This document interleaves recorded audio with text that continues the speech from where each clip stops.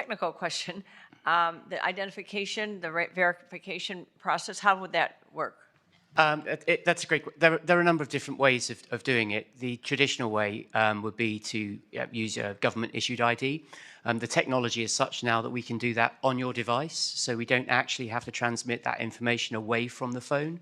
Likewise, with the facial age estimation, that also can be processed entirely on device. And then we use what's known as privacy-enhancing technologies, PETs, so that when you are giving the confirmation to the adult website that the user is over 18, they see absolutely no information about that user. And as this bill requires after being edited by the committee staff, we're not allowed to retain any of that data and would be subject to heavy fines if we did. So, thank you. So who receives that transmittal of the license or the identification? Who gets it? What, a machine?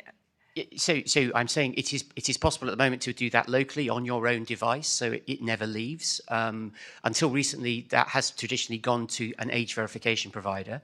So we have an IEEE standard, a British standard, and there's an ISO, an international standard, against which all our providers are audited.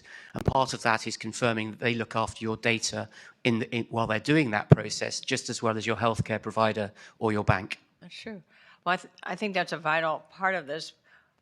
To make it, it's the first time I've ever heard any possible practical, technical solution in order to check identification, other than algorithms and everything else that change every year, or the age would change every year, whereas this could be a definitive privacy-protected identification transmittal process. If I might just add, the European data protection authorities have been intensely interested in our industry, and the French CNIL and the Spanish AEPD have both produced very extensive new requirements which we are conforming to now in order to meet the very high standards that they expect on privacy. So you're saying that this is in place?